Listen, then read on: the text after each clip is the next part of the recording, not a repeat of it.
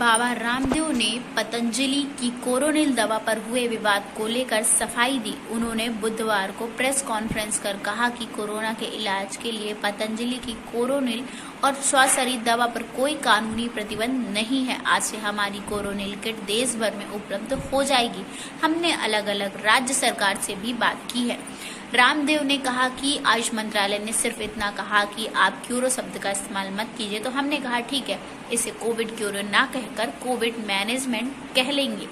रामदेव बाबा ने पतंजलि आयुर्वेद के 23 जून को कोरोना का इलाज ढूंढने का दावा करते हुए कोरोनिल और श्वासरी दवा लॉन्च की थी।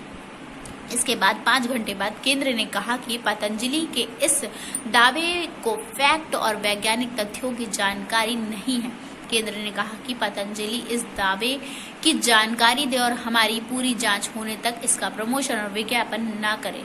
ड्रग माफिया स्वदेशी के खिलाफ माहौल बना रहे हैं। रामदेव ने कहा, ड्रग माफिया और मल्टीनेशनल कंपनियों ने दवा के दुष्प्रचार किए हैं। वे अपने फायदे के लिए योग, स्वदेशी और भारतीय के खिलाफ माहौल बनाना चाहते हैं। आयुष मंत्रालय ने पतंजलि के तारीफ की और रामदेव ने कहा, सवाल उठाने वालों ने मंसूबों पर पानी फिर गया। अब आयुष मंत्रालय ने कहा कि कोविड-19 के मैनेजमेंट के लिए अच्छा कदम उठाया है पतंजलि ने। मैं कहता हूँ कि मानवता के लिए पतंजलि ने जो कदम उठाए हैं उसकी प्रशंसा मत कीजिए, लेकिन तिरस्कार भी मत कीजिए।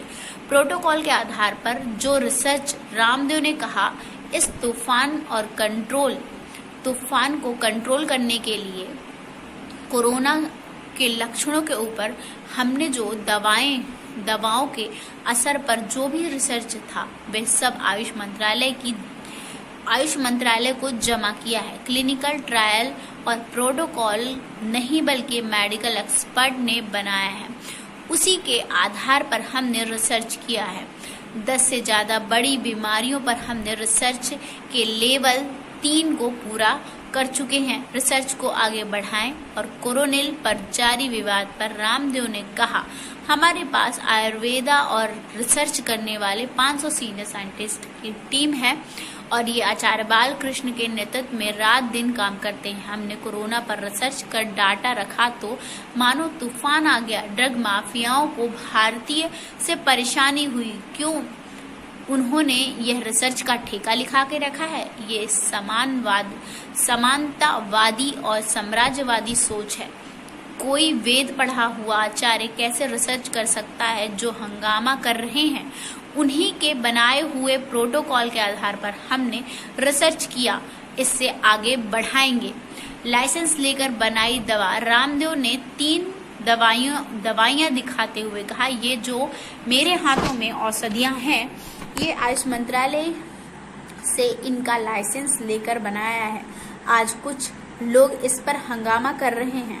आपने लाइसेंस क्या लिया और रिसर्च क्या किया? लाइसेंस तो वैज्ञानिक आधार पर मिलता है। किसी भी औषधि का ट्रायल आयुर्वेद तय नहीं करता। मॉडर्न मेडिकल साइंस ने जो पैरामीटर बना रखे हैं उन्हें हम फॉलो करते हैं। कुछ लोग बेहिसाब गिलोय और अश्वगंधा बेच रहे हैं।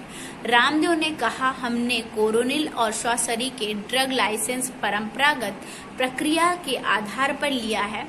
कोई कहता है कि हमने रिसर्च कैसे किया, तो बता दें कि रिसर्च का मामला अलग है। Research board of medical science के मुताबिक किया जाता है।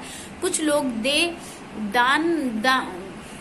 दनादन गोलियों, गिलोय और अश्वगंधा बेचने में लगे हैं, लेकिन इसकी तय मात्रा होनी चाहिए। आतंकवादी कहें या देशद्रोही, फर्क नहीं पड़ता। योग गुरु ने कहा आगे, हमें गिलोय, तुलसी, अश्वगंधा के तत्व से कोरोनिल और रिंदी से लेकर हमने दालचीनी जैसी औषधियां से श्वासरी बनाई है। ये दोनों दवाइयां साथ साथ दी गई हैं, साथ ही अणु तेल भी दिया गया है।